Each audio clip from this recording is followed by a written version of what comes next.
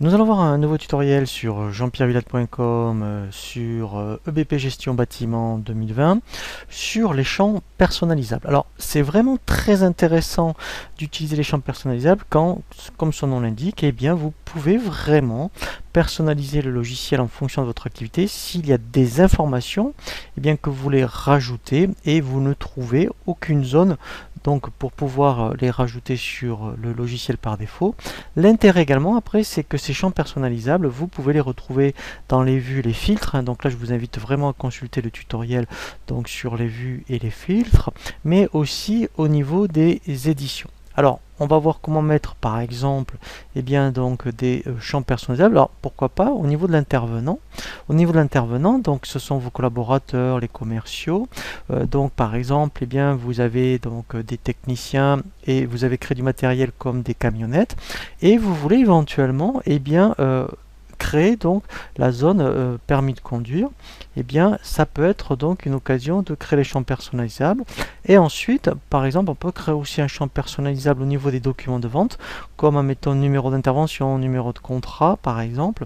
Et ensuite, eh bien c'est quelque chose que vous allez retrouver dans vos documents de vente. Donc pour ça, en fait, on va dans le menu paramètres. Ici, vous avez personnalisation des champs et tables. Voilà, ici en fait ce sont toutes les tables sur lesquelles vous pouvez ici donc créer des champs personnalisés. On avait pris donc l'exemple de l'intervenant où on avait dit pourquoi pas on va créer donc le champ permis de conduire. Donc ici, dans l'intervenant, ça peut être soit ici un champ obligatoire, ça veut dire que dès que vous allez créer un collaborateur, un commercial par exemple, et bien si je le mets ici, obligatoirement ça sera bloquant si vous ne donc le cissez pas. Sinon on peut le créer dans champ personnalisable. Donc là je fais ajouter un champ. Donc là je mets oui. Donc là en fait il va me lancer une sauvegarde. Je fais lancer, je finis ma sauvegarde. Voilà, et maintenant ici je vais donc créer mon champ. Donc en règle générale moi je crée des champs de type texte, et ici voilà la longueur, alors je vais mettre 30 par exemple. Voilà, donc là je fais OK.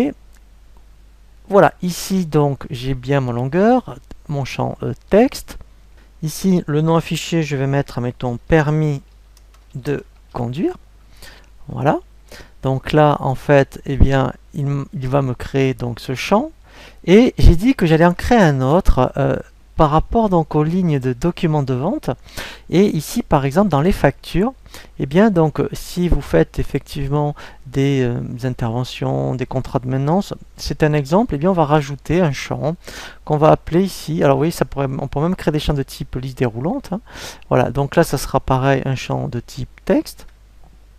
Et ici non, je vais mettre, admettons, numéro intervention. Donc là je fais OK. Voilà, donc là en fait j'ai terminé. Je fais enregistrer. Donc là effectivement il va me rouvrir le dossier avec les champs à jour. Voilà, donc là vous voyez ici je le vois bien, donc il me l'a bien créé au niveau donc des documents de vente et au niveau des intervenants. Alors maintenant je vais vérifier.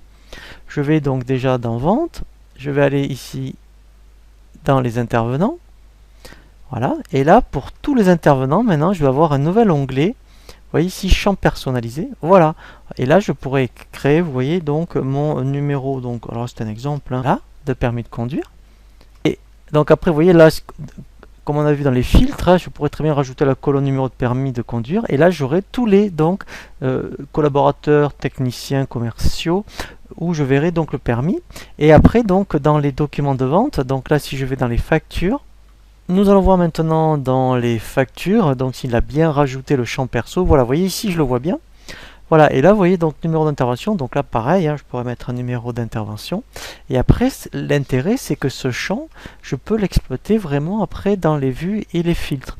Donc après, bien effectivement, si on vous demande des états, des requêtes bien particulières sur des champs bien spécifiques, bien aujourd'hui vous n'êtes pas du tout bien bridé, puisque ce logiciel est complètement ouvert grâce aux champs personnalisables.